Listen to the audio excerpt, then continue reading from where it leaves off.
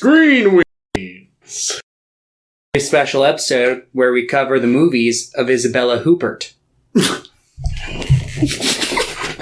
It's Huppert, right? I don't know how to pronounce French. I don't think they pronounce the first H. I think it's Huppert. Huppert? Yeah, Isabelle Huppert. I'm going to sound like an asshole no matter how I pronounce it. Let's get Hinatea in here real quick. Hinatea! Hinatea! Hinatea, quick, come here!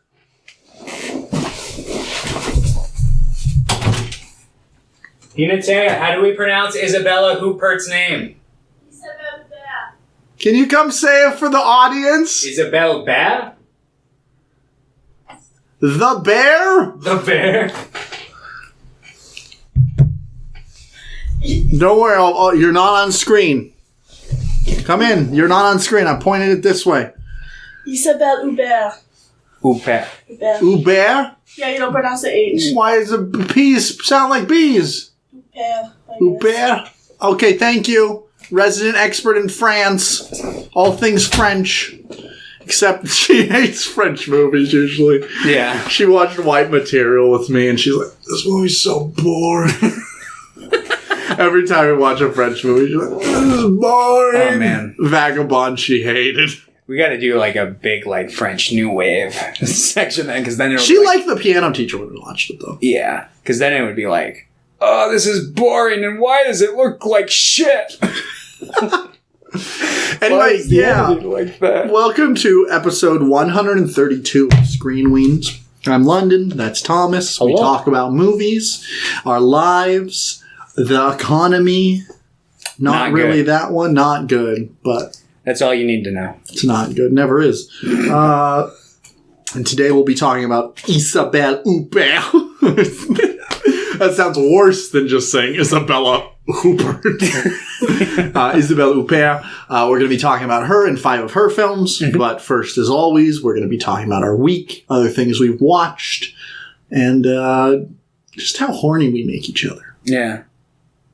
Thomas, you're looking good today. Yeah. I mean, you're looking like I might go home and whip out the razor blade from my purse and fucking partake in some genital mutilation when I get home. Ooh, yeah. Also, That's a reference to a movie we'll be talking about. yes. Trigger warnings, because there's going to be some... We'll talk about them as we go, I guess, because they're going to be different. Yeah. I'd say only... Things to come, that's fine. We'll, Yeah, I'd say only one of them's like really out there in the terms of piano that stuff. yeah. Everything else is like fine and deals with stuff, but I don't know if... It's not quite as extreme. Yeah. But yeah, I was thinking about picking another, because it's interesting, because I know we're not talking about her quite yet, but she was in like 5 Michael Haneke movies. Mm-hmm. She's been in quite a lot. yeah, she's in like Amore and the White Ribbon, isn't she? Yeah, and then, yeah, she's... There's a few, and then the other, I don't know, I'll save that. But yeah, Thomas, how you been? I've been alright. Been working the morning shifts. I've been trying to play Demon Souls. And it's hard. Everyone's Elden Ring, and Thomas is like, oh yeah, I'm going to start at the beginning. Well, because I was playing Elden Ring a little bit, and I was like, wow, this game Sucks. No, I was like, this seems like a huge endeavor, and I suck at the Souls games. Like, I'm terrible. So I'm like, maybe before diving into like a giant open world game where I'm going to progress like 2% before I get like fucking tilted and quit, maybe I'll start with like the smallest one. Mm-hmm. So that was kind of my thought process. And how is Demon's Souls? I haven't played it since it launched. It's fun. It's fun. I'm stuck on the second boss, and I've had to restart once or twice because one time I progressed to the next level, but a character who's irrelevant later on just kind of glitched out and didn't show up. And I was reading online, and they're like, "Oh yeah, no, I had to start a new game. I don't know of a fix to this." And I was like, "Oh great, cool." So I had to rebeat the first boss, and then I'm stuck on Tower Knight. He's like the big famous boss from that. He's got a big shield, and he's a knight. And yeah, he is tough. because I'm a fucking pleb. But I'm enjoying it. I'm going to try to beat Tower Knight tonight when I go home. One of my coworkers requested, like, he took, like, a mini vacation when Elden Ring came out. He took, like, 5 days off, and he beat the game. Yeah. He spent, like, 16 hours a day playing the game. He has, like, 80 hours, in, at least the last time I saw him, like, when he came back. Mm-hmm. I'm like, Jesus Christ. Yeah. And it's like, I want to be there, but it would take me, like, 10 times that length, probably, because I'd die a million times. Have you watched anything else, or just been gaming mostly? No, mostly just Demon Souls and then the Isabelle Huppert. Yeah, we did watch. Bad movies. I don't know. Yes. Like 5 movies for her. I did watch a couple things, though. I watched... I can't remember. I don't think I talked about this last time. Let's see. When was the time we recorded? It was Thursday, right? Thursday. So that was the 24th? Okay, so yeah. It's been like a week and a half because we're recording on Saturday. So I watched Fistful of Vengeance, which is a new action movie. There was an action-like TV show starring Iko Uwais that came out like 2 years ago called Wu Assassins that I watched like 2 episodes of and was like, this is fine. Then I've never watched any more of. But Fistful of Vengeance, I guess, is a continuation of that story. It's not really needed to watch anything. And I'm like, I like Iko Uwais quite a lot. And I want him to be in good roles. Mm-hmm. Movie sucked, though. Mm. He's pretty fun to watch, though. So I'm like, yeah. Then I watched Edmund, which is one of the movies by Stuart Gordon, the later movies by him, because we were talking about it, and that's the one with William H. Macy in it. Mm. Oh, yeah. It's pretty good. It's pretty weird, and it's pretty, like, all over the place in what it wants to say and how it wants to say it.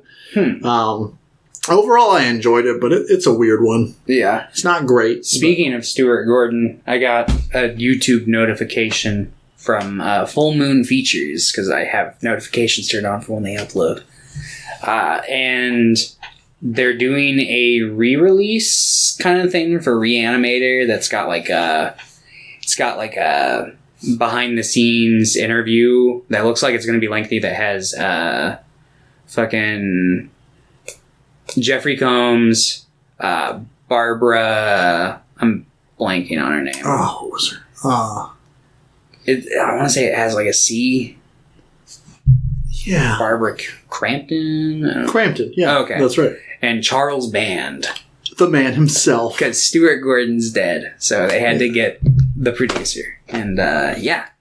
Not even like Brian Yuzna, not even the other more prominent producer, in my opinion. The more prominent producer and the guy who owns the film rights and did both the sequels. And he's been actively trying to get another one made for like the last like 20 years.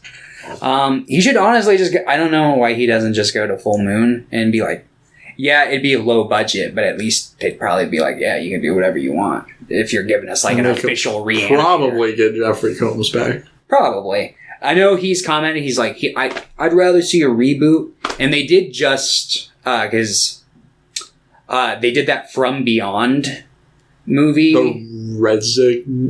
Yeah. It's something like The Resonator. Yeah. Which was pretty rough. Yeah, it wasn't good. I watched that. But the end of that sets up like a sequel where they're like, because they're in college in the movie. Mm-hmm. And oh no, Herbert West comes to college. And he's a new student. And he's introduced at the end of the last film.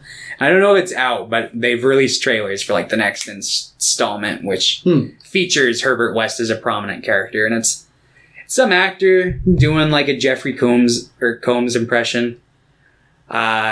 He seems decent at it enough to where it'd be like, oh, maybe worth a watch or something. I'm definitely gonna watch it at some point, but yes. Anyway, okay. And then I watched The Deep House.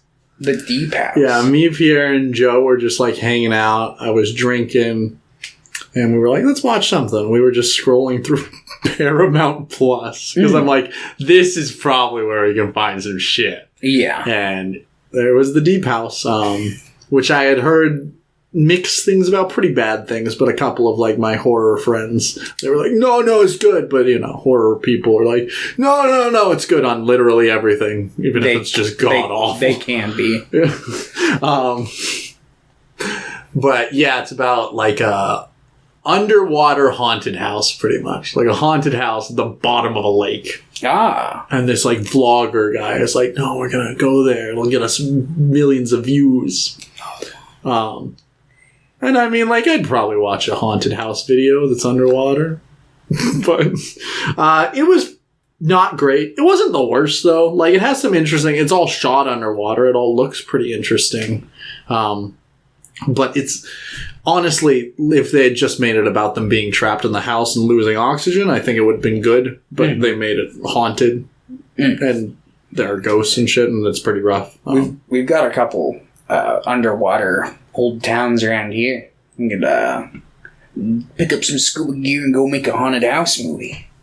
And that movie was by this directing duo, Alexander Bustillo and Julian Maury, who they did a French horror movie called Inside that I really like. It's like this really extreme horror film.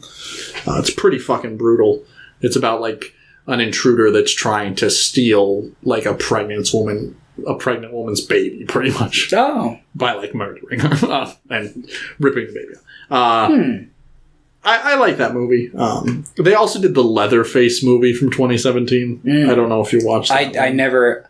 I've seen the original quadrilogy, the remake, and the prequel to the remake. But everything after that... Is Leatherface the prequel to the remake? No, it's called Texas Chainsaw Massacre at the beginning. There's Leatherface, which is Texas Chainsaw 3, but then they went and named like one of the later sequels Leatherface as well.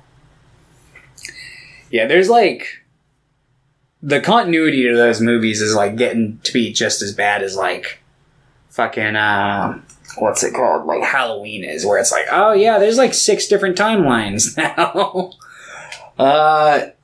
Yeah, I don't know. Like, they seem bad, and most of the Texas Chainsaw movies are bad, but like at least like the earlier ones were kind of like campy. I've heard the new one fucking sucks. Yeah, I watched a review on it, and it certainly seems not good. There's like a group of social media influencers moved to this like small Texas town, and they're like, we're gonna like flip this town's economy because we're so influential on Instagram. And then they see that there's like a Confederate flag up, and they're like, we can't have that. We didn't even see this as a possibility. So they like break into this house and try to steal it. And then it turns out that's Leatherface's mom. And they like, just these influencers have the cops take her to like a home where she dies. I don't know. And then Leatherface gets mad and then goes out for revenge. And it's like, that sounds like you just made up something. I know, but that's it. It's like the wrong turn Black Christmas of the Texas Chainsaw, it seems. And it's like, then, hey, cool. Love it. And then we watch The Batman. Yeah, I've heard pretty good things. I've heard it's got like right-leaning philosophy in it, which I can't comment because I haven't seen it, but that's something I've seen buzzing around. I disagree with that. Yeah, I disagree with that. I think it's pretty heavy on its left-leaning elements. I guess, like, there are good cops in it, in, like, the corrupt force, and it's like, what? But Jim Gordon's still a good guy? No, Jim Gordon needs to be the worst cop. But I fucking love the new Batman. Okay. I love it.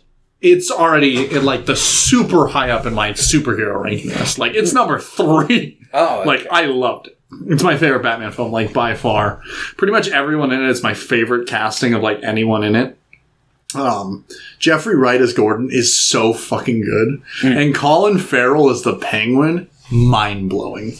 He's so funny. I saw Paul Dano as trending, so... Paul Dano's incredible in that. I know some people don't like his portrayal of it, but I'm like, this is fantastic. Yeah, I love that movie. I wish it was longer. It's 3 hours. Oh. Yeah. Wow. I'll probably get around to watching it. Well, it should be on HBO Max in like a month. Cool. But yeah, I really, really liked it. Yeah. Let's talk about Isabelle Huppert. Huppert. She's hot. Yeah, she's like Steve Martin, where she kind of she since she's been like 30, she's kind of looked like she's like 50 or 60. But she's hot. Only in the sense that like, it's like the character. It's not like a bad age. It's like, oh yeah, they're aging, but they're aging with like grace and character. Yeah, she looks like, oh, she looks good for her age, but she looks old, but she looks old forever. And now it's to the point where she looks young. Yes. Yeah, because how old is she? She's like 68. She'll be, no, I think as of recording this, she might be 69. Nice. Yeah, no, she's kicking it. No, March 16th is her birthday. 11 days from recording. Happy birthday to you! Woo! Yeah, and we know that she's listening because we know she speaks English. She was in Greta. She's also been in other English-speaking movies. No, only Greta. And there are she speaks English in Things to Come as well. No, she doesn't. Only Greta. All right, give us your review on Greta. Don't remember it. No, I remember it pretty well, actually. It's one of those movies where it's like, you know, where you get annoyed at the main... Does she play Greta? Or is that the main character? I honestly don't remember which one's which, because I'm... Chloe Grace Moretz is the main character, right? Yes, so Chloe Grace Moretz plays this, like, small town girl who moves to the big city, and she's, like, kind of struggling, and she strikes up a friendship because, she returns, Isabelle Huppert's purse to her, and then, like, she basically becomes, like, a stalker, and then abducts her. And it's one of those movies where, like, the main character makes, like, the stupidest fucking decision in every scenario to the point where it's like, you know, once or twice I could let it slide, but like it's like every time. Yeah. It's like, yeah, like I don't mind bad decisions being made in horror movies, but if it's their only decisions or bad ones, it's like, oh, that's annoying. Yeah, and it's pretty much that for the whole runtime. She's good in it, but yeah, she's pretty much like the only redeeming quality to the movie, I'd say. Like, I didn't much care for any of the other aspects of it. It's kind of like a generic like stalker plot. You know, I think I've been more scared reading like stalker Reddit stories. But oh no, let's not meet. No. But yeah. Okay. So probably the worst Isabelle Huppert film you've seen, unless you didn't like one of these. But we'll. Yeah, I'd probably go. Yeah, it's definitely the worst out of what I've seen. Yeah, Isabelle Huppert is pretty insane in her filmography because she's been in over like 125 movies or something. Yeah. I was looking at some of her years. There were some years she was in like 6 movies, and she, for the most part, plays pretty prominent characters in her movies. Like, she's like the main or the lead or pretty close to it. Like, the only movie we watched today where she's not like the main character is La Ceremonie. Mm-hmm. And so nice to see Sandrine Bonnaire again. Yeah. I was like, yeah! I really want to. What was his name? Cabral, maybe? What was his name? Colbert? Yeah, Stephen Colbert.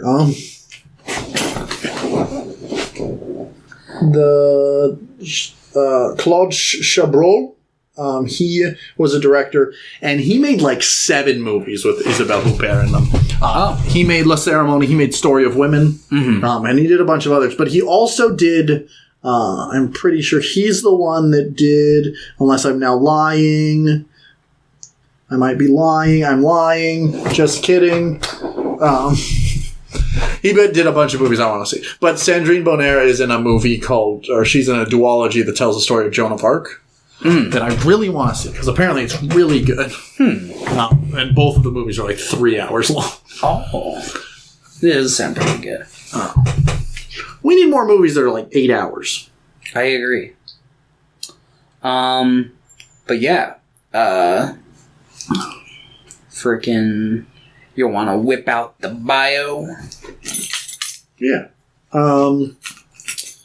So, like, she was in movies pretty early on, but, like, probably, like, mid-70s to late 70s she started acting. And then she won Most Promising Newcomer at BAFTA in 1978. And then, like, I'm pretty sure she won Best Actress at Cannes in 1978 as well. And what's crazy about her is she's been nominated for 16 Caesars. She's won 2. She's received 6 Lumiere Awards, which is more than any other person, and she's won 4 of them.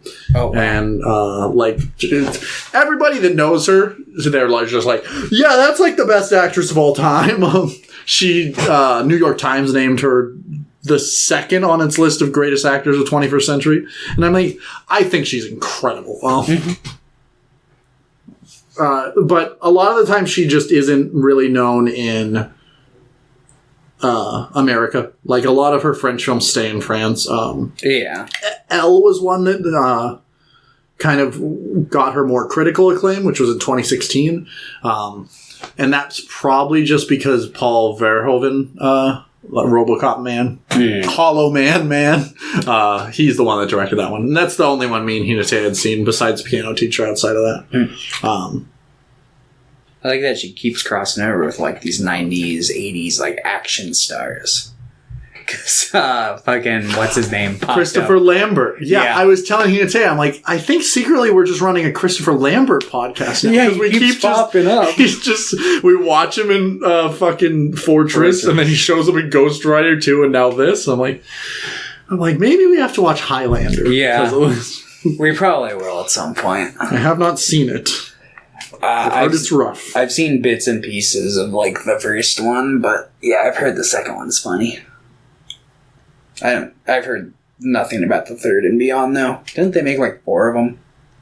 There are 5. Oh, geez. There's 1 through 3, and then there's, I think it's Endgame, and then I think it's The Source.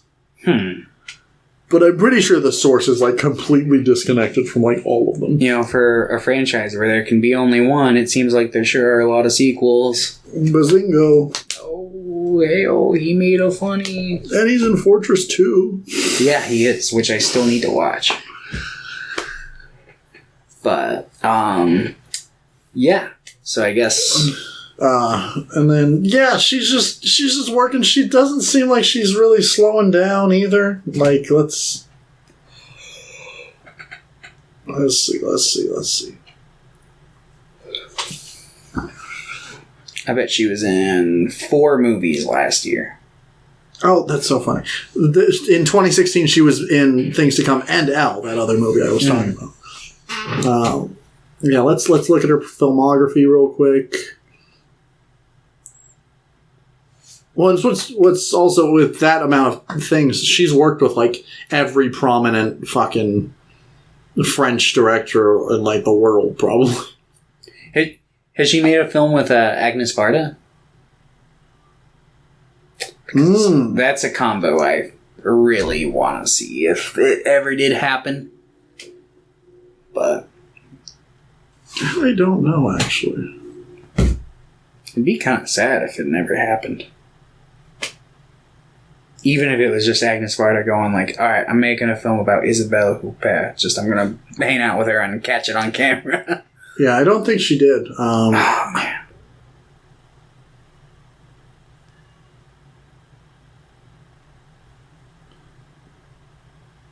I'm pretty sure she made a couple films with Truffaut, though. Agnes, this old friend that didn't... Oh, that piece of I'm gonna beat that old man up. Yeah, no, he's forever stained. It's like, how dare you? I'm just angry now.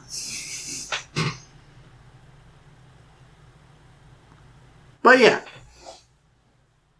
She's also worked with Hong Sang-soo, like, on 2 or 3 different occasions now. which I know we haven't really watched, unless he did the one with Song Kang Ho, if the pig fell in the well or whatever. I watched his portion of that movie and like one of the other vignettes that was in it. But that's the guy that made that. And he's very popular, and I'm gonna watch his stuff eventually. Too much. I gotta watch the Batman. Yeah. Yeah. You want to talk about our movies? Sure. Story of Women, I think, is the first one. If your letterbox order was correct, I didn't look at the years on any of them. Let me double check. But yes, I believe so. Did I put the order right? Let me double check. Yeah, it's one of the ones that we watched. That's from the same director. Yeah, we're going to be talking about the same director for the first two. Mm-hmm. Yeah. Story of Women. Yeah.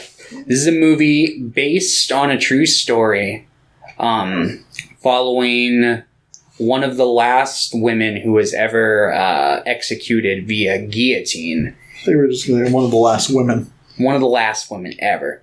And it happened in, I think it's pronounced Vichy, France, which was a section of France during World War II, which was occupied by the Nazi Party. Yeah. And she basically, she was an abortionist. She, was... Dude, what the fuck did they do to the babies? Did they just drown them? I don't understand. They put hot dish soap into the... I don't know the process. Yeah, I'm not entirely sure. Whatever it was, it fucked the babies up, and sometimes the moms too. But yeah, basically, she just kind of has a neighbor who's stressing about having a kid. Her husband's away at war, and she's like, "Oh man, I don't know what to do." And she's like, "Oh, okay, I can help you out," and helps her with an abortion. Then she moves after her husband returns home from the war. And basically her husband, the whole movie, I'm just going to explain his arc. He is upset because he's a cuck. he wants sex. That's his main driving motivation. He's every time he's on screen, he's like, "Oh, I want to have sex." And she's like, "No, I'm not in the mood." He's like, "You're never in the mood." And he's like, "Yeah, because you don't treat me right." Yeah, you're constantly just hounding me for sex, which puts me out of the mood. So yeah, she never puts out, and then she starts cheating on him with a Nazi during all this. I think he was a Nazi. I think he was a French guy who did favors for the Nazis. Yeah. So pretty Nazi sympathizer. Yeah. You could argue that so was she. Because you get into the dynamics of she wasn't doing anything against them, so she was for them as well. But he was like, "Hey guys, you want to be best friends?" Yeah, no, he was a genuine doing stuff for him, and took part in the chicken or the goose beheading Nazi thing that they were doing. Classic Nazi game, behead the goose. Yes. Which it's of course they would play games like this. Yeah, it's they put a big paper mache head on them, and then they have to it's pin the tail on a donkey, except it's the head. Well, yeah, it's like a piñata thing, but you have a machete. Yeah, and you wear the piñata on your head. But yeah, basically he becomes enamored with her, and she basically just gets super into the backdoor abortions, and she also rents out a room in her house to prostitutes that she's friends with. And yeah, she eventually tries to get one of them to sleep with her husband, and he doesn't take very. That's not even that's not even the prostitute. That's her medical assistant. Oh, that's the person that helps her with the abortion. I thought that was another prostitute, because there's that line where her one prostitute friend's moving out, and she's like, "Oh yeah, I've got somebody who can move in," and I thought that's who that was. I mean, maybe she's also a prostitute, but it seems because the next scene we see her and she's helping her perform the abortions. So I'm just like, what the? She's like, "I'll pay you more if you sleep with my husband." She's like, "What?" Yeah. But yeah. She ends up going to prison, and then, because her husband rats her out. Yeah, he gets real fucking upset at that, and then he just, comes home to find her, like, in bed with the Nazi sympathizer guy. And then he's just, like, kind of, like, cuts out letters and pastes a note and sends it to the authority around. I don't know. But, yeah, so then she gets caught, like, right as she's fulfilling her lifelong dream of becoming a professional singer. And then, yeah, she goes to prison, and she's, like, basically like, yeah, they're gonna give me the death sentence, and everyone around her is like, nah, they wouldn't do that to a woman. And then, lo and behold, they do that to the woman, and then she dies. And then suddenly we get secret narrator in the final 2 minutes of the film where her son's like, I was like 7 years old and they beheaded my mother. And I was like, oh. And it's just for like a line. Yeah, I was like, oh, okay, cool. Bringing this up. I didn't like that aspect. Yeah. I thought that it was out of nowhere and kind of unnecessary. But aside from that, I really like this one. The Batman narrates the story in The Batman. What? I'm sorry. He, like, writes a diary. If movies have narrators, that's just lazy writing. I do not stand for such a thing. That's why documentaries are bad. Yeah. No, everybody agrees that they're boring and you never learn anything. Because it's always biased. Anyway. Yeah, so she dies in the movie. She dies. Yeah, I really like this one. I like that she's not, like, really strictly a good or bad character. She's very much kind of riding in the gray there. And she struggles with, like, what she's doing, because she's like, do these kids have souls? Mm-hmm. Honestly, if I was in her shoes, I'd be more concerned about, like, the mothers who suffered as opposed to the children. Because they seem, like, pretty dangerous, You're just, like, doing things, it doesn't seem, like, super safe. Yeah. I mean, this movie is a good just serving point as to why, like, fucking... abortion should be legal. Yes. Because it's like, otherwise you get shit like this that happens. Where it's like, they're doing abortions and it seems fine for the first few, but then you just suddenly, one of them dies. And it's just like, oh, great, cool. You're going to keep doing it, though, because money. But yeah, that's something that they portray her as, is, like, very, like, greedy. Like, she, expanding her money horizons on all fronts and trying to get her husband to go to work. Because he's, like, basically, like, come back from the war and he's, like, shell-shocked or has PTSD and he's just having trouble holding on to a job. And she's just trying to get him out. There's even, like, a point where she's like, yeah, you can go, just, all you gotta do is, like, watch the docs. And he's like, oh, yeah, watch the docs. That's super easy, except for the fact that we're in fucking war times. And, like, if I go take that job, like, I'm the first person to get axed if, like, a sabotage happens. Mm-hmm. But yeah, so she's like, yeah, go get a job while I sleep with your boss, essentially. Not really. It's not really his boss, but the hookup that she gets him the job through.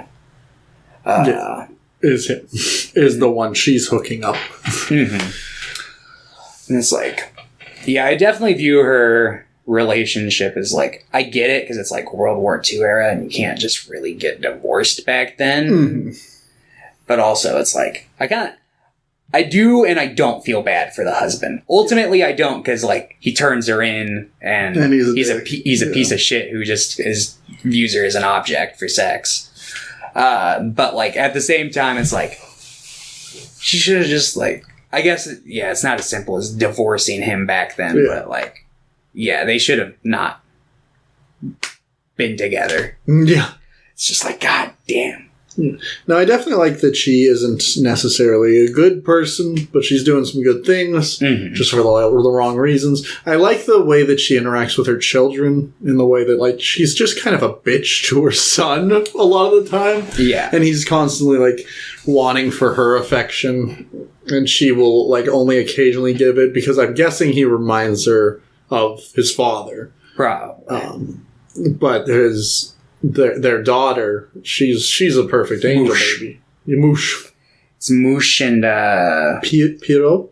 yeah, but she has a nickname for him. PP head? No, it's Ugly Duckling. It's like, yep, right there.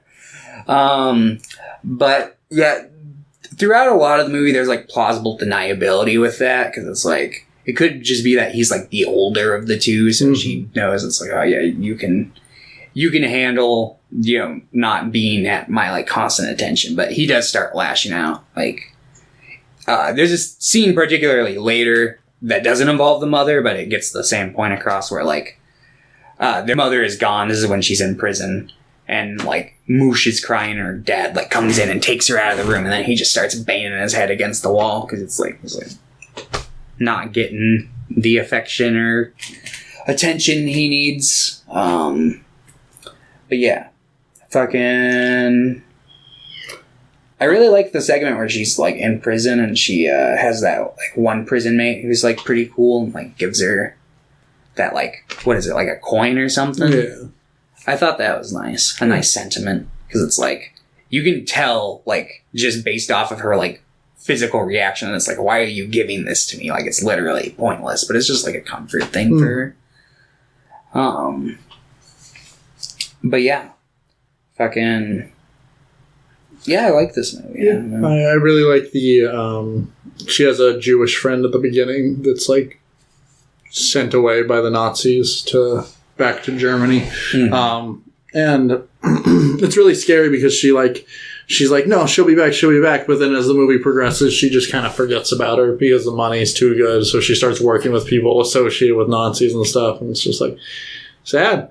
Yeah. And that's probably the worst part of her character. And like that's like a shitty thing. Like the whole, oh, they're a bad person there. Yeah. No, definitely. Fucking... Yeah, but... Yeah, she's definitely bad in that situation, but then there are situations where she, like, clearly sympathizes with the mothers. Like, yeah. Particularly that one mother who comes in and gives, like, a scenes from a marriage-esque speech where she's just like, I fucking hate I don't have any affection for my children. I take care of them, but that's about it. Like, I groom them. But that's all they're getting from me. Like, and it's just like, oh my god. And she's the one who ends up dying. Yeah. Because, like, before she went to Isabelle Huppert's character, whose name I can't remember. Maria, I think? Yeah. But she had been, like, trying poisons. Like, that's how this whole thing arose with her. Because, like, her husband came out and she had been chewing on some poison in, like, small doses or something, trying to kill the baby. And it's like, oh, no, don't do that. I know of a better way. Mm-hmm. And then, yeah, she dies, and then the husband jumps in front of a train. And we get a scene later on where another guy jumps out a window and, like, runs up to her and then dies after looking into her eyes. And I feel like that's more like trying to escape from Nazis. Yeah, but the implication for, like, her character, it seems like she was like, he looked like he knew me. Yeah. And you can tell that she's wondering, it's like, did I, like, kill his wife, maybe? Like, but... Yeah, fucking... This movie's good. Yeah, pretty depressing, but... Fucking... I'm trying to think of, like... the term for, like, what kind of a movie has, like, characters where they're not, like, great, but they're your main characters. I guess picturesque. I mean, I was leaning towards the fantasy variant of grimdark. Clearly that doesn't... Jagger, yeah, complete yes. Clearly that doesn't apply here because it's not fantasy. Man, I am tired today. So am I. But we're going to take a nap after this. Yeah, I fucking watched 3 of the movies today, and then I went and fucking had to go dump that couch. But, yeah, I really like this one. You would give it an 8. I would. I think you would also. 9? Yeah. Whoa! Thomas loves French. They're alright. They're alright. They make some good movies sometimes. I can't pronounce any of their words. I pronounce... Can't even say Isabelle. You keep saying Isabelle. Wait, is it Isabelle? Yeah. Oh, no! My bad. I also can't pronounce croissant correctly. You said it. No, that's not Croissant. Croissant. Croissant. It sounds like a child saying it. Croissant. Can I have a croissant? There's Mama, je suis croissant boy. There's like a TikTok of like this French girl who's like, "Hey Dad, can I have a croissant?" And he's like, "What? You mean a croissant?" It's just so fun. I don't know. Other cultures. La Ceremonie. La Ceremonie. Take it away, Thomas. I'm going to go get some water. This is a movie about basically How poor people are mean. Yeah, this is basically Parasite, but it's French. Yeah. But So poor people are the enemy. yes. So this woman becomes a maid for this really rich family. And she moves in with them, and it's like a spontaneous thing. But like the day that she gets picked up from the train station, they also pick up the postal worker, who is played by Isabelle Huppert. And they pick her up and they drop her off, and that's basically to introduce her character. But then she goes around and she's like the best maid, but there's some tasks that she can't do. She's like really afraid to go into the library. She's not very good at like organizing files and stuff. And they basically just think it's like, oh yeah, she's just kind of dumb, whatever. Like, but it turns out in one scene, they leave her a note and she begins like, no one else is in the house, but she like really starts to freak out. It's because we find out she's completely illiterate. She doesn't know how to read at all. She's got like a diary that she keeps locked up, and it's like tries to like sound out and like adapt the note they left for her like letter by letter, but she can't do it. It's too overwhelming because she doesn't know how to read. So she freaks out, and thankfully the daughter of the house like picks up the note off the ground and reads it real quick, saves her for a little bit. But basically, yeah, she kind of is skirting by in the house, trying not to let anybody onto the fact that she's illiterate. Like, they try to get her to drive, and she's like, no, I can't drive because I have bad eyesight. So they try to like, all right, we'll take you like to an eye doctor and get you some glasses. She's like, great, wonderful. And then she also befriends the postal worker, but the people in the house and pretty much everyone in the community really doesn't like this postal worker because it turns out some years ago in a different area, she killed her child. And she got away with it because they couldn't basically like solidly prove that it was intentional. She went under the guise that it was an accident. And she never like states that it wasn't an accident. Like whenever she talks about it in the movie, she is talking as though it were an accident, but I feel like the movie heavily implies that it wasn't because, spoiler alert, this movie ends with them murdering this rich family because basically they tell the maid that she can't hang out with Isabelle Huppert because they don't like her and the husband thinks that they open her mail. Or opens his mail.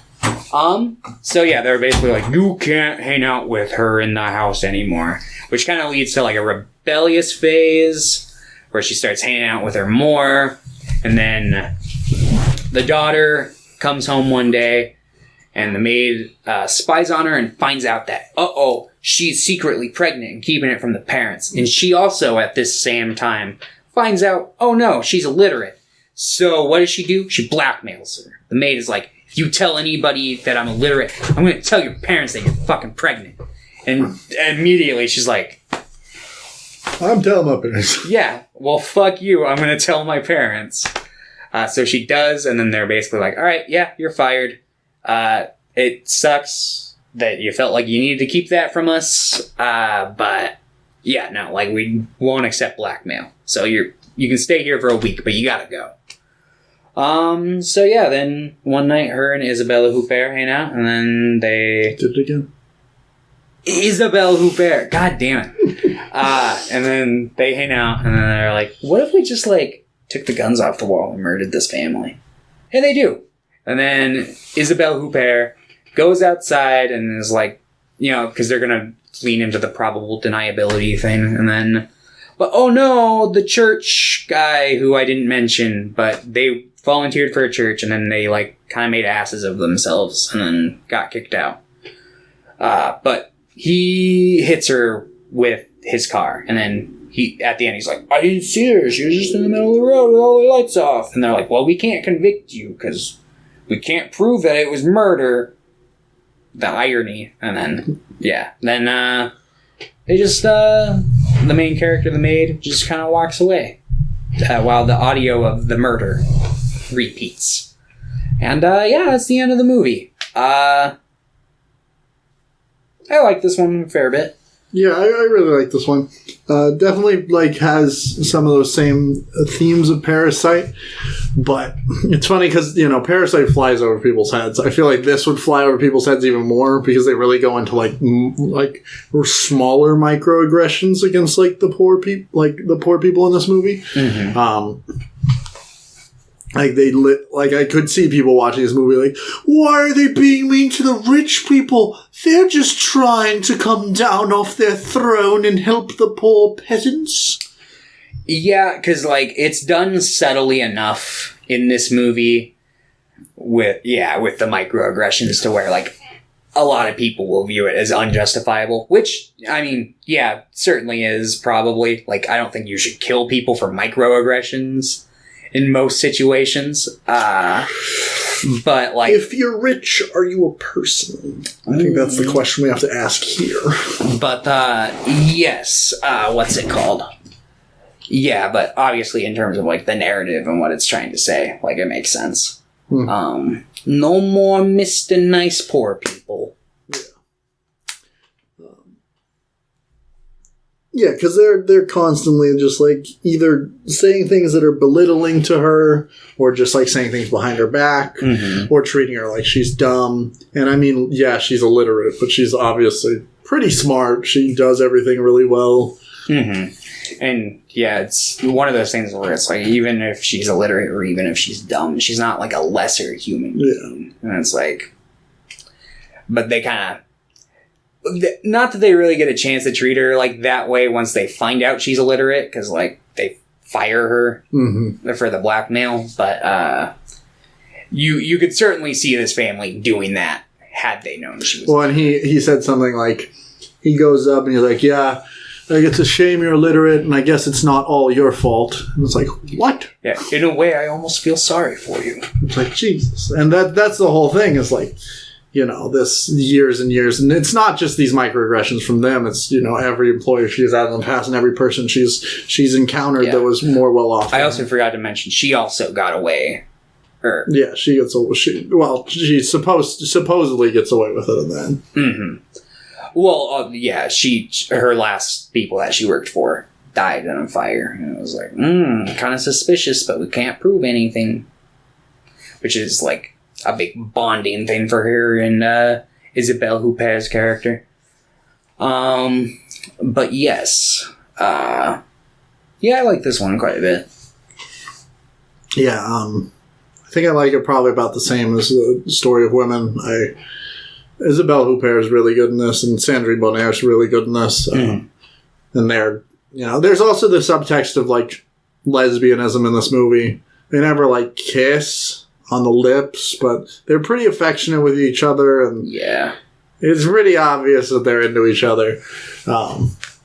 Even the way that they call each other friends, yeah, they sit with their arms on each other, and they have a tickle fight at one point.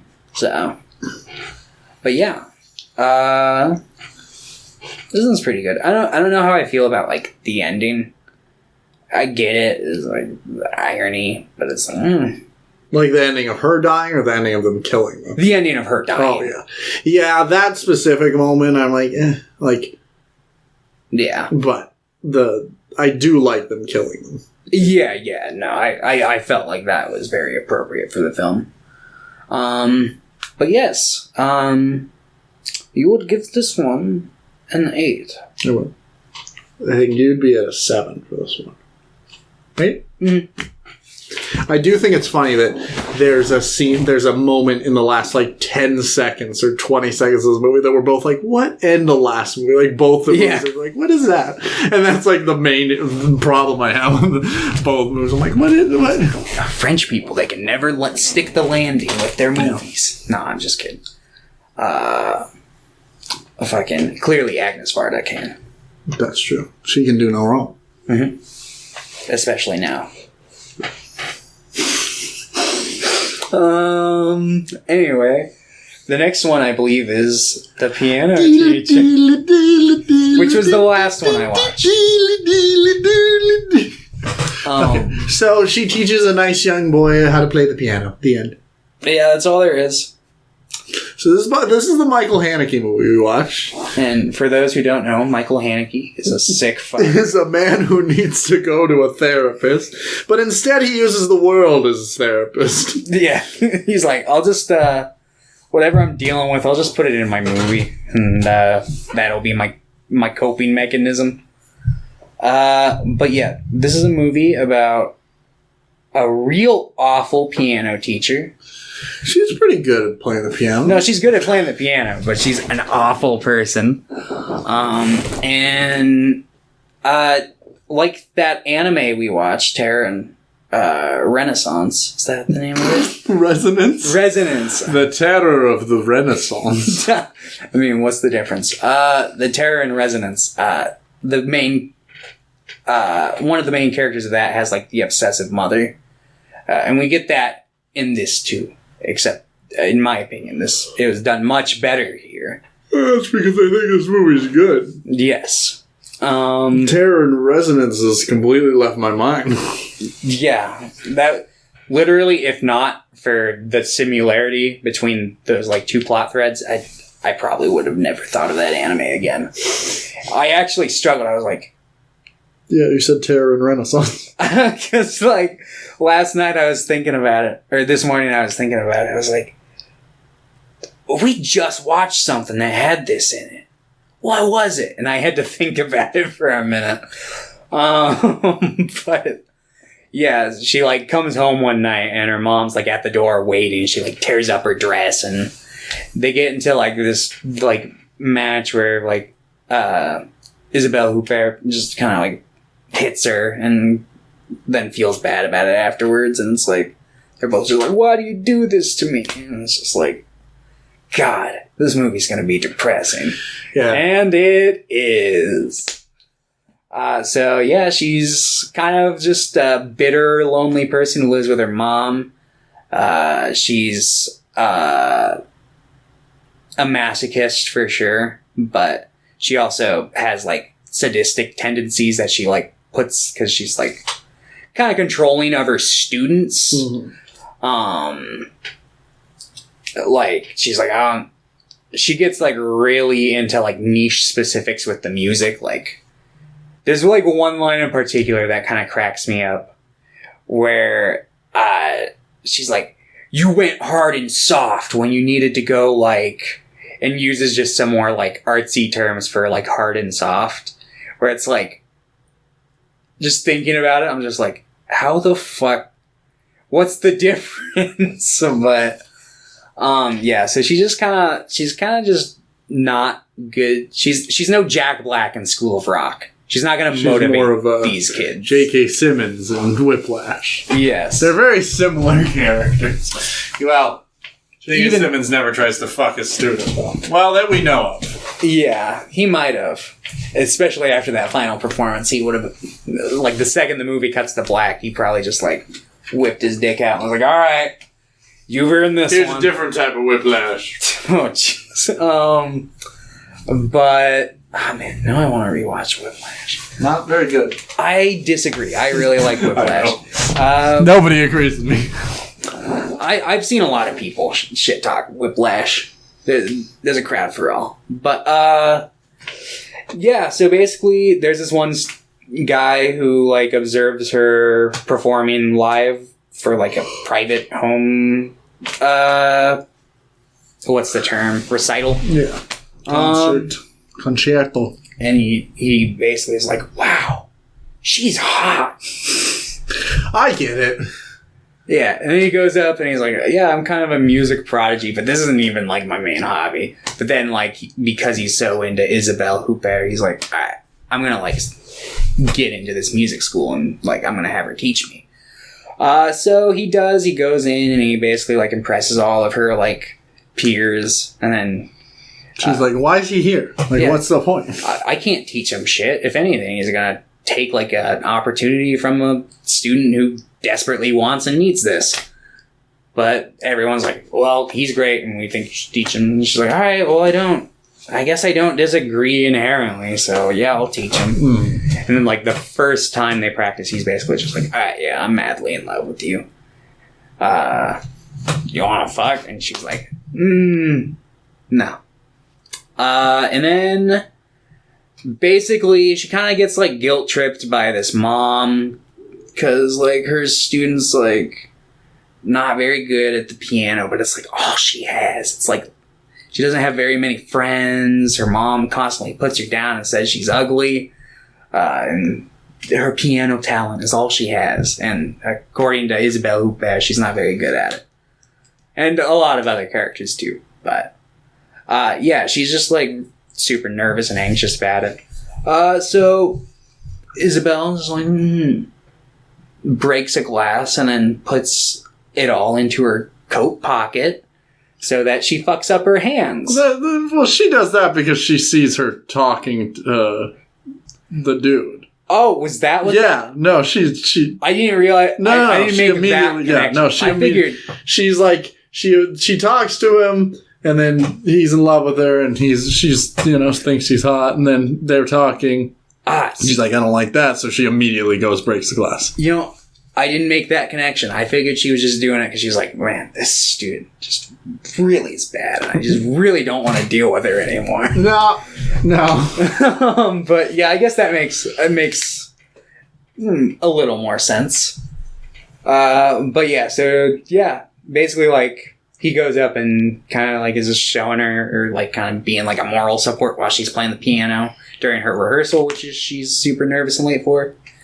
And then, yeah, Isabelle Huppert does that, and then, yeah, she fucks up her hand. She can't play piano for, like, 7 months or some shit, and she's gonna have permanent scarring.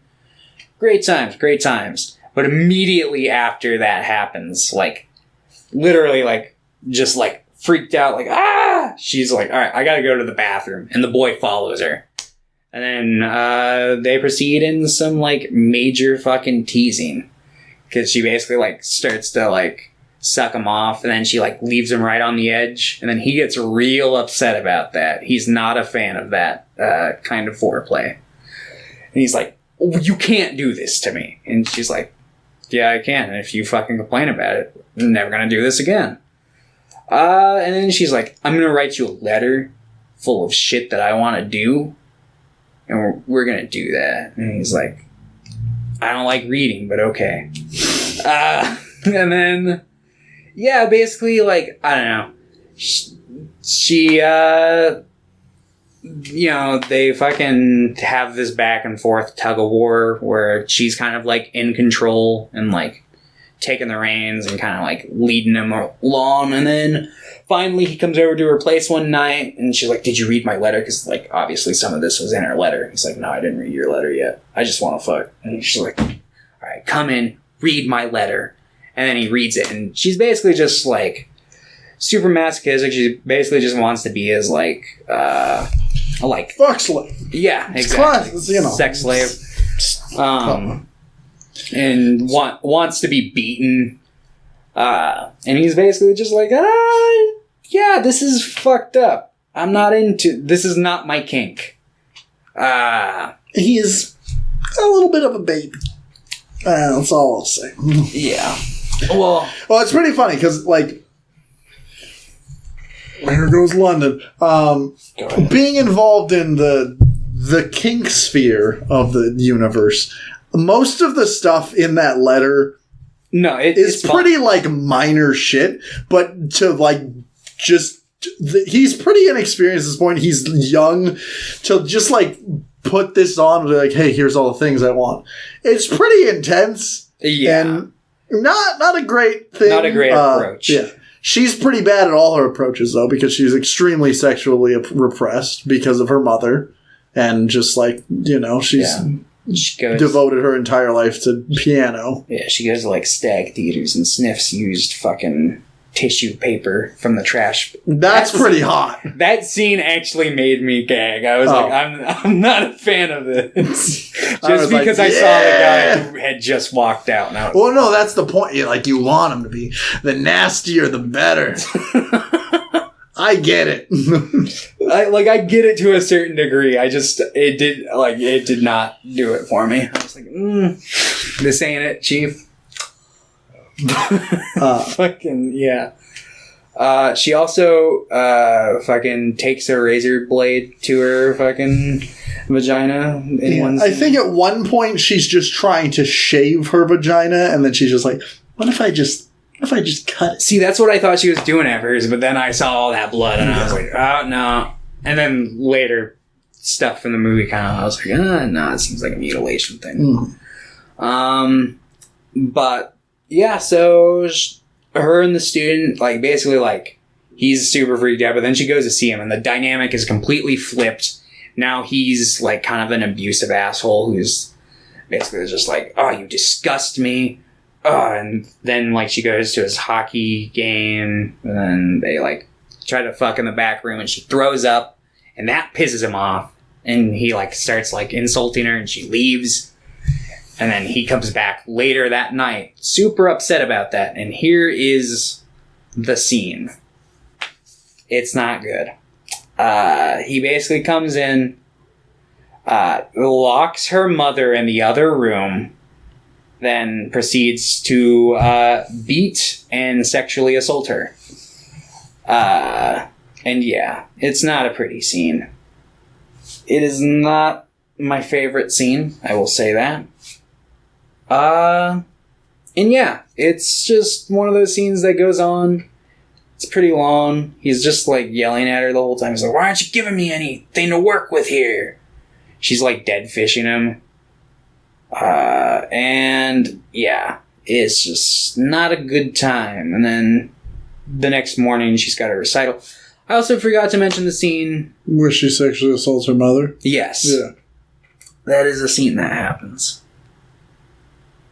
God, this movie's fucked up. Ugh. But anyway, yes, there's a scene where she tries to sexually assault her mother, and God bless her mother, she still cares about her daughter. She's like, alright, you're sick, you need help, but god damn, dude. Yeah, fucking, but yeah, the next day she has like a recital where she's filling in for the girl whose hands she mutilated. And she's like waiting. She takes a knife in her purse, like a big kitchen knife. And I thought she was going to stab the guy, like, in front of everybody. But that doesn't happen. That might have been her plan, but she just pulls the knife out and stabs herself in the shoulder, and then she goes home. Presumably, she doesn't necessarily go home. She just walks off. She walks off. And then the movie ends. And yeah. This is a fucked movie about pianos, kinks, pianos, control. Yeah. I want to see. Are there any like positive fetish movies? Whenever I see movies, I talk about this a lot, and I think that this one specifically, I think this one is fine. I think that a lot of movies that portray kink negatively are really annoying about it. I think this one's fine because it's like a cautionary tale almost. Yeah, and it's like kink in general, a lot of it does stem from trauma. I don't think it needs to. People that say that all kink stems from trauma are fucking stupid. That's not true. But it can stem from trauma, definitely. And the thing about the kinks that Michael Haneke like explores in some of his movies is that he always talks about like ones that are formed through trauma and not performed in like a positive way, because like kinks are good for like healing trauma, but she's doing things that are going to hurt her in the long term. Like mutilation is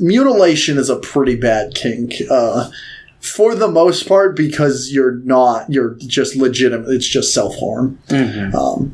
Things like spanking or hitting, even, things that don't do long-term damage, or, that's I wouldn't consider that self-harm. I don't think that necessarily someone punching you. As long as it's communicated and there are lines drawn in the sand, I don't think that's necessarily a bad thing. And even the concept of mutilation or self-harm, I don't think is inherently a bad kink. I think just going through it. Like, there are some kinks that, like, just the ideas of them are fine. Like, you're good to explore that. It's good to think about that, like, fantasize, that's fine. But if you're just actively, like, cutting yourself, if you're stabbing yourself on the shoulder, probably not the maybe best. Go to a therapist then. But he has an interesting thing where it's like, this trauma is rooted in, like, the oppressiveness of her mother and of, like, the music community in general, because music schools are toxic as fuck. Mm-hmm. And in my opinion, the girl who was, like, bad at piano was still pretty good. Like, she's a good pianist. It's just her nerves, and it's like, maybe if you were a better teacher, you could help calm her nerves. Yeah, almost. Instead of, like, making it way worse with your fucking cold demeanor and your fucking microaggressions. And then there's also the idea that you could argue, I don't think this is the case here, but I think the movie presents an interesting idea that, maybe this guy, I think his name was Walter, or William. Blondie. It is Walter. What a stupid name. Yeah. Walter, you could argue that Walter's like this inexperienced young man who doesn't know any better, and she is, like, corrupting his mind with these ideas of kinks. The kinks, like, without proper guidance, are like this corrupting element. And, like, he was a fine person before that. He wasn't. Like, I don't know I think he was. He said so. I think he was this bad person, but I think the movie at least introduces that concept that the kinks can be, like, a corrupting element if they're not properly utilized. Mm-hmm.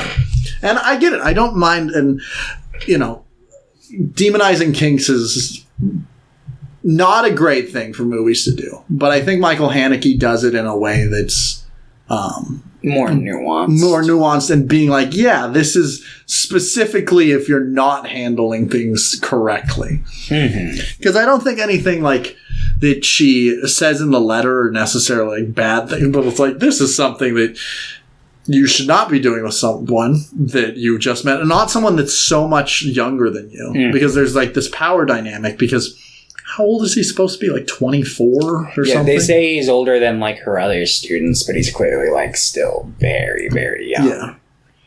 And he's inexperienced in a lot of things, and he doesn't. And she obviously wants to exert control on him, but she wants to keep flip-flopping. She doesn't know what she wants here. I think this movie's, like, pretty nuanced for its exploration of, like, eroticism and kink. It's uncomfortable and it's weird and it's fucked up, but I think it's pretty good. Yeah.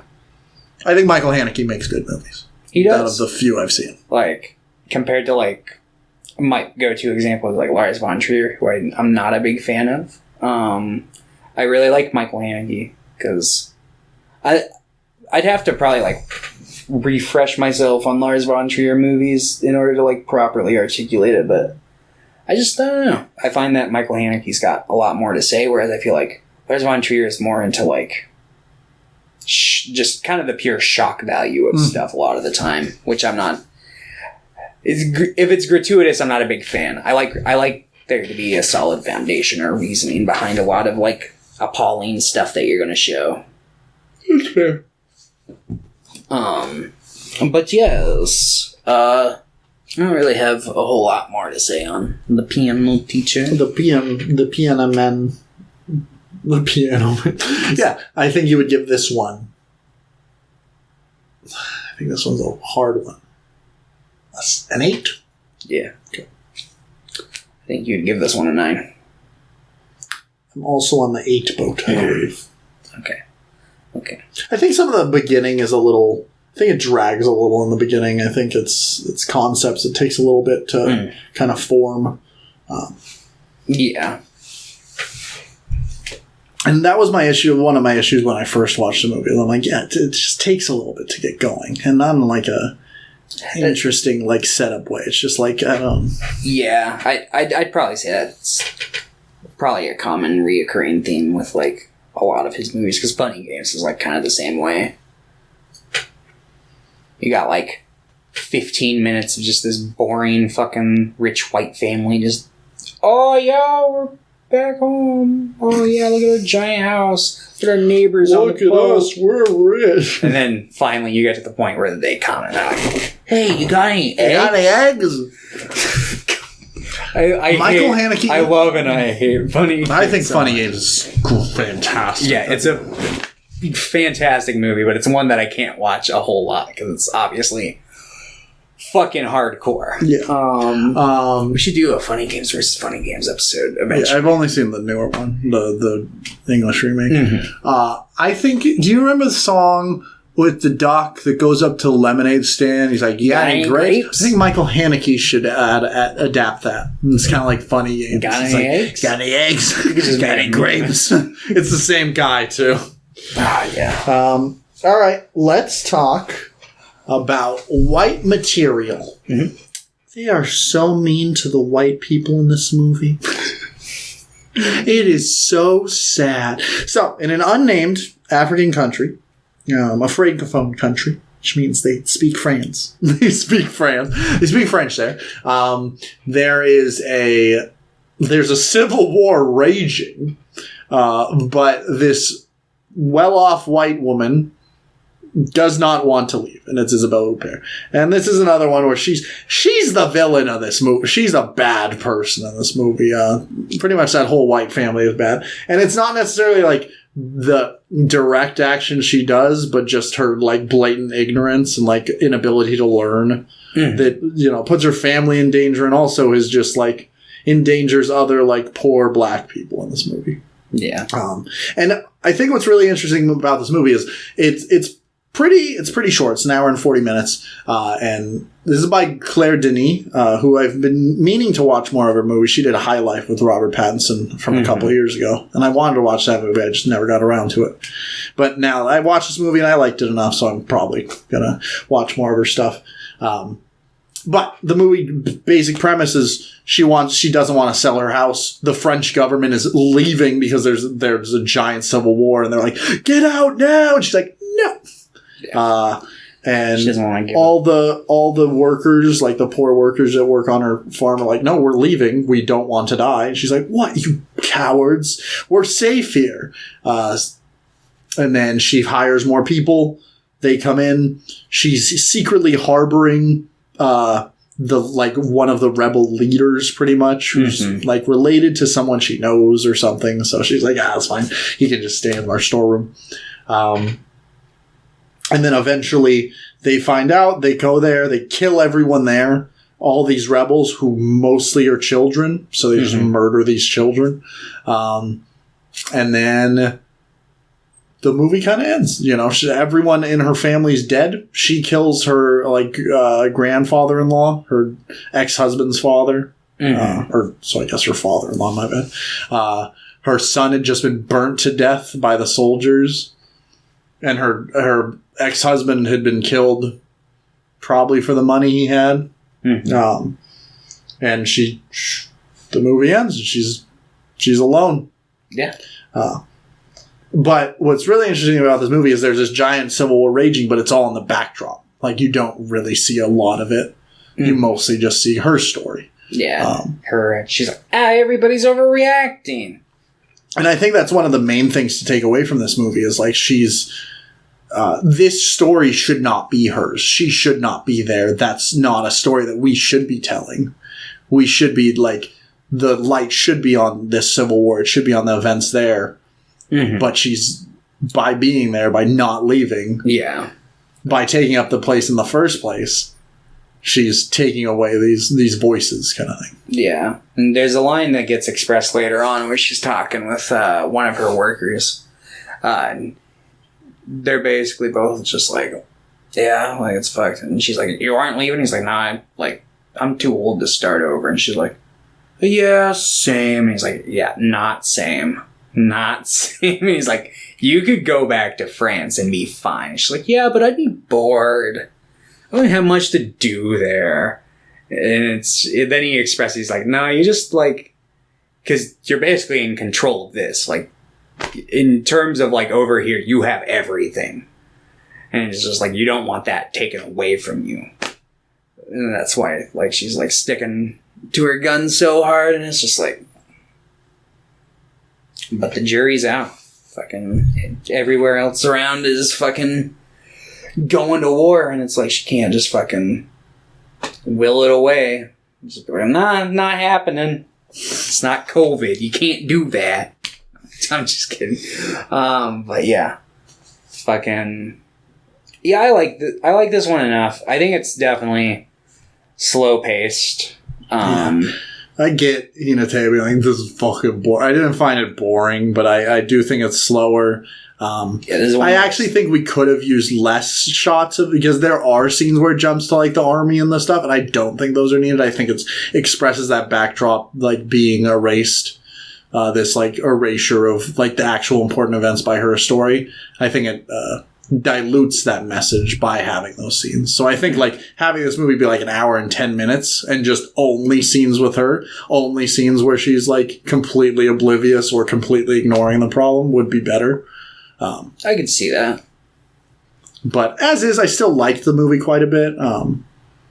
There's a lot of interesting characters. Her son's like this mentally unstable guy who is probably in his like late 20s. Mm-hmm.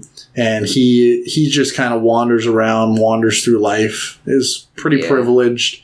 And then he almost gets killed by these two like rebel kids. And then he just kind of loses it. He shaves off his head. He grabs a shotgun and he just like steals their motorcycle. Yeah, threatens people, steals their motorcycle, and then turns in the rebel leader. Yeah. Yeah. Well, I guess he doesn't turn him in because they're looking for him. But yeah, he tells the rebels, yeah, I know where the come back, and then they like party, and then they all eat all the prescription drugs that they had killed the doctors for, and then they wake up to die. Yep. But yeah. She has opportunities to escape to. She has so many. And then she's on a bus leaving at one point. She's like, I gotta go back. Gotta go back. And then at one, like, even it shows, like, how she was never in any danger, like, in the first place, really. Like, it constantly, has a gun pointed to her and she just doesn't care. And even at the end, she's murdered her whole family with her, like, inability to leave. She's fine, though. She's alive. Yeah. Like, this white privilege in this warring nation is still real. She's still there. Fucking Karen. Yeah. Fucking. I really like what this movie's going for. I really like its story that it wants to tell. I just think it sometimes gets muddled with some stuff. Yeah, I agree. Yeah, I definitely like the subtext and the commentary of the movie. And Highlanders in the movie. Yeah, Highlanders in the movie. I was half expecting to be like, it's okay, I'll get you out of here. Fortress 3. But yeah, fucking this one's pretty decent. I definitely agree. It could have been shorter. But yeah. You would give this one a 6. A 7. Yeah, I think that's a 7. I think you would give this a 6? A 7? Mm-hmm.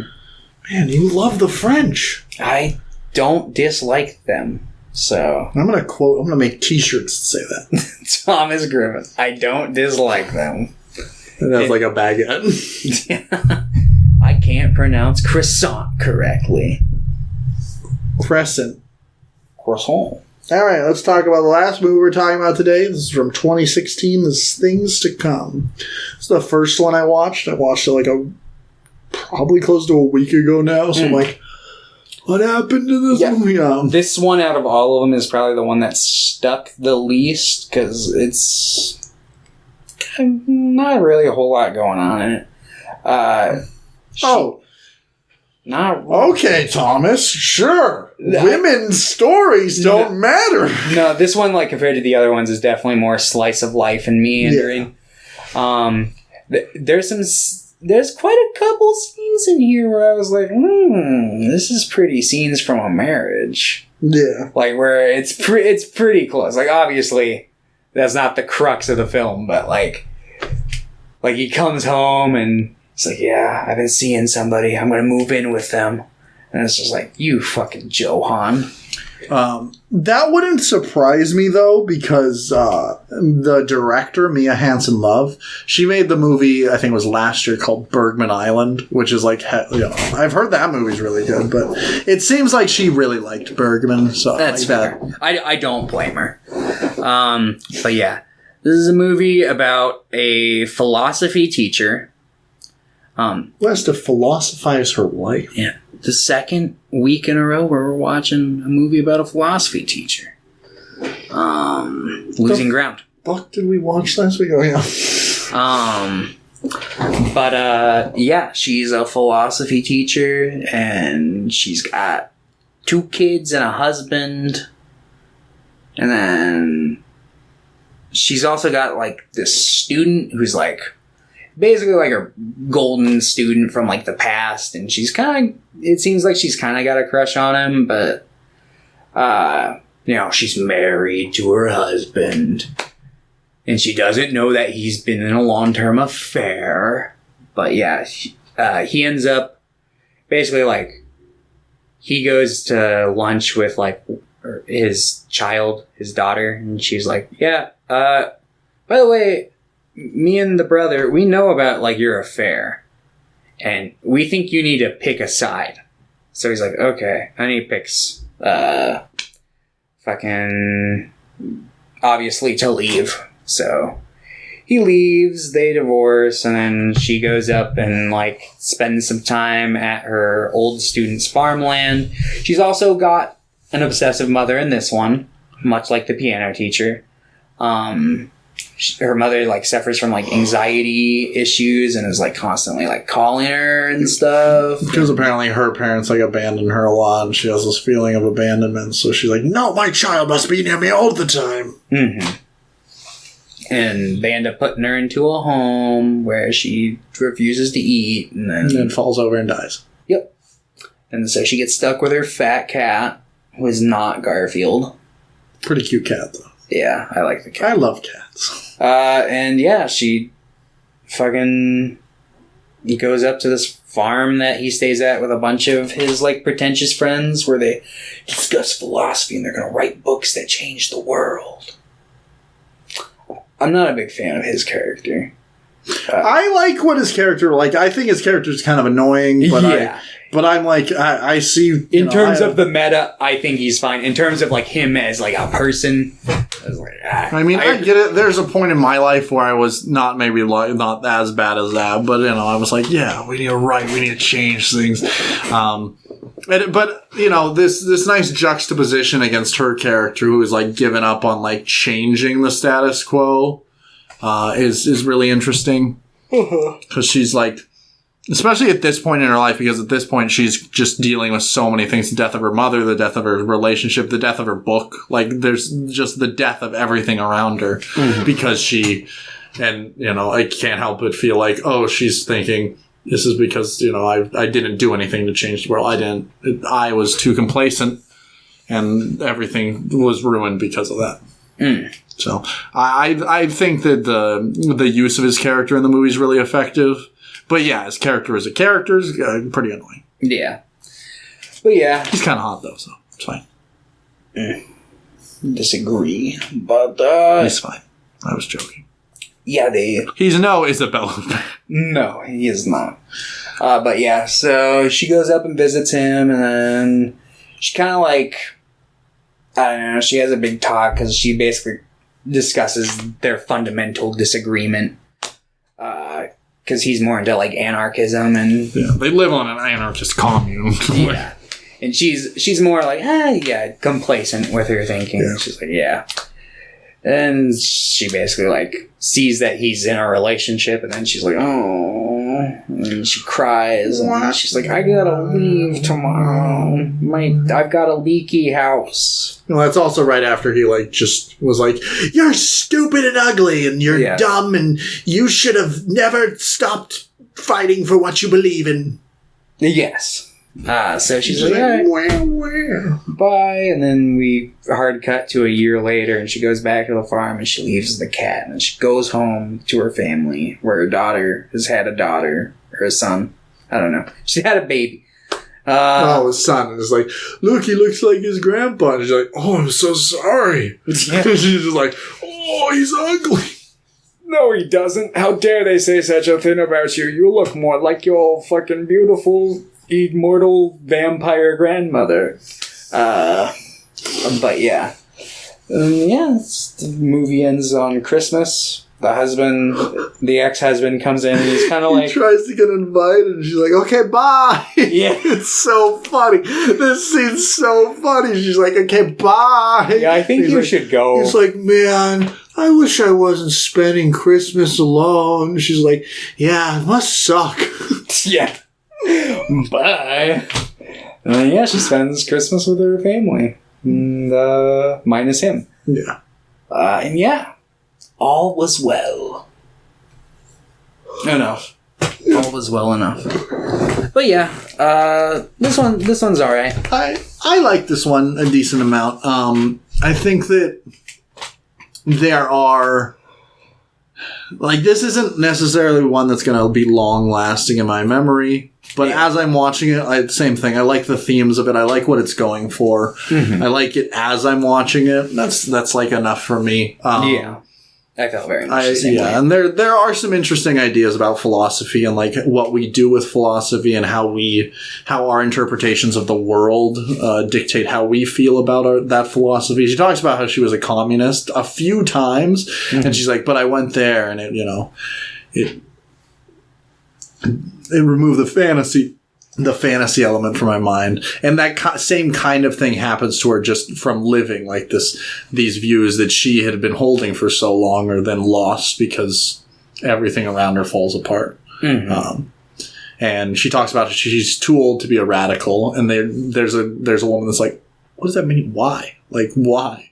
Yeah. And even just saying like that, why kind of like shakes her. She's like, why am I too old? Like, am I? Mm-hmm. So there's a lot of interesting little moments in this, and I do really like that final scene with the husband.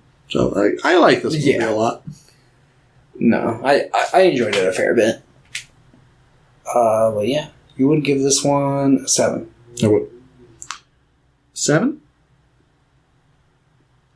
6? Mm. Thomas hates the French. It's confirmed. Oh, finally! I gave one less than a 7. Pure spite. I'm going to destroy France. I hope I've pissed off every French person listening. And if I didn't, just one more good croissant. Yeah, that's right. Anyway. So, next week we are starting our journey into Middle-earth. Mm-hmm. The land of Ardo. We will be talking about The Hobbit from 1977, directed by Rankin and Bass. Oh no!